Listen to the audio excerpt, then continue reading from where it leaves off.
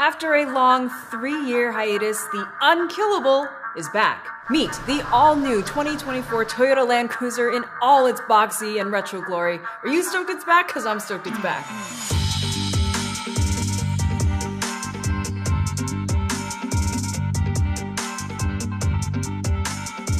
But first, a little story time. A long time ago, the first Land Cruiser touched down in the US market in 1958. The subsequent generation, the 40 Series, was an instant hit and became the best-selling Toyota in the US between 1961 and 1965. You'll instantly recognize it for its boxy design and round headlights. Fast forward all the way to 2008, where the Toyota Land Cruiser 200 Series debuted as the last generation to be sold here in the US. Until now, obviously. This one was a pretty big departure from the original Land Cruiser idea. It was upscale, luxurious, decidedly unboxy. It was posh. It was posh. And it was posh enough to start competing with Lexus, which is a big corporate no-no. It was a good truck, but was it a real Land Cruiser? But now there's reason to celebrate because the new Land Cruiser seems to go right back to those old 40 Series roots. Actually, it looks like how the 40 Series would today if it were still alive. This body-on-frame truck has a ton of right angles, a high vantage point, and is actually slightly smaller and narrower than the 200 Series. When was the last time the new version of a car got smaller than the one it replaces? All versions of the new Land Cruiser will be powered by Toyota's 2.4-liter turbocharged 4-cylinder hybrid iForce Max engine. Oh, it's a mouthful. They'll make a respectable 326 horsepower and 465 pound-feet of torque.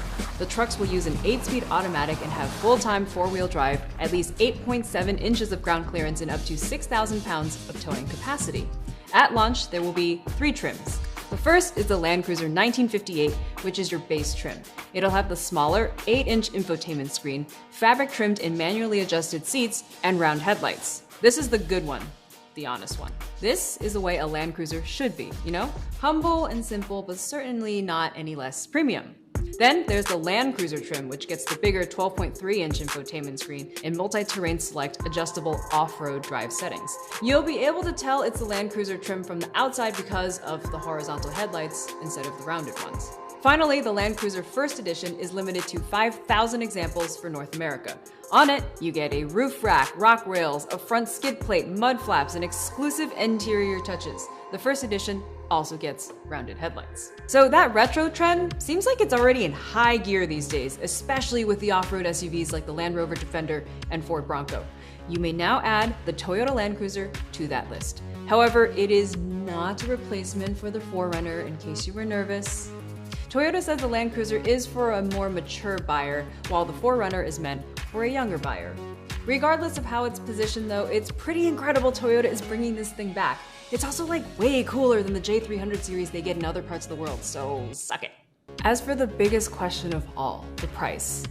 Toyota didn't get specific, but did say the new Land Cruiser will start in the mid $50,000 range. So you can use your imagination from now until it gets closer to being on sale. Being the rebirth of an icon and all that, the new Land Cruiser's got big shoes to fill. So we'll see how all that shakes out.